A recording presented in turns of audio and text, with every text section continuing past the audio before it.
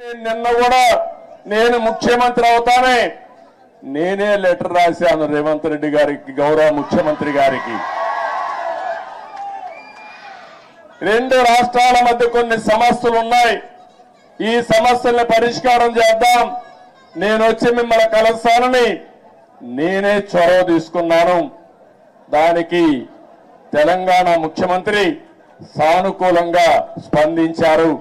అందుకు ఈ సభ ద్వారా కూడా మనస్ఫూర్తిగా ధన్యవాదాలు తెలియజేస్తున్నాను.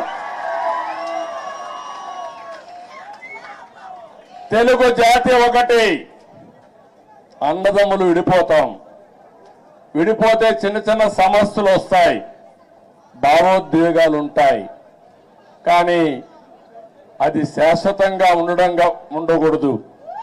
ఎప్పుడైనా అన్నదమ్ములు విడిపోయినా బయట వాళ్ళు మన మీదకి వస్తే మన ఇద్దరం ఒకటేనని చెప్పి నిరూపిస్తామనా కాదా అని మిమ్మల్ని అడుగుతున్నా.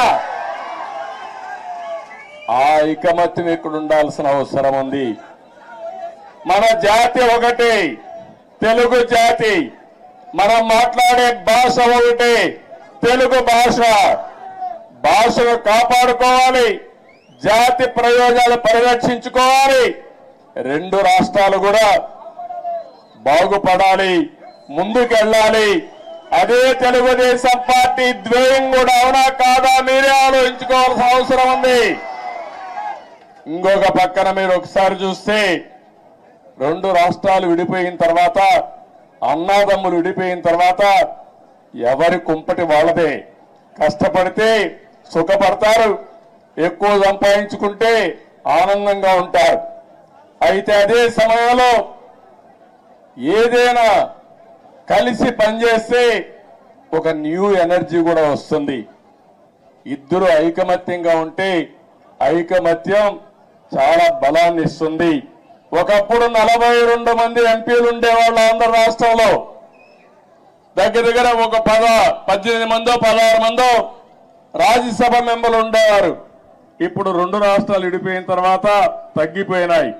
కానీ ఏ సమస్య వచ్చినా నేను ఒకటే చెప్తున్నాను, నాకు ఆంధ్రప్రదేశ్ అని తెలంగాణని కాకుండా రెండు రాష్ట్రాల ప్రయోజనాలు, తెలుగు జాతి ప్రయోజనాలు కాపాడడానికి ముందరుంటాను. కొంతమంది ఆలోచిస్తున్నారు గొడవలు పెట్టుకుంటే సమస్యల పరిష్కారం అవుతాయని. గొడవలు పెట్టుకుంటే నీళ్లు రావు, సమస్యల పరిష్కారం కావు, అభివృద్ధి జరగదు, దానివల్ల లాభం కంటే ఎక్కువ నష్టం వస్తుంది. ఆ విధంగా కాకుండా ఎక్కడికక్కడ సానుకూలంగా చర్చల ద్వారా ఏదైనా సమస్యలుంటే పరిష్కారం చేసుకుని ముందుకు పోవడంలో రెండు రాష్ట్రాలు కూడా ముందుకు పోవాల్సిన అవసరం ఉంది.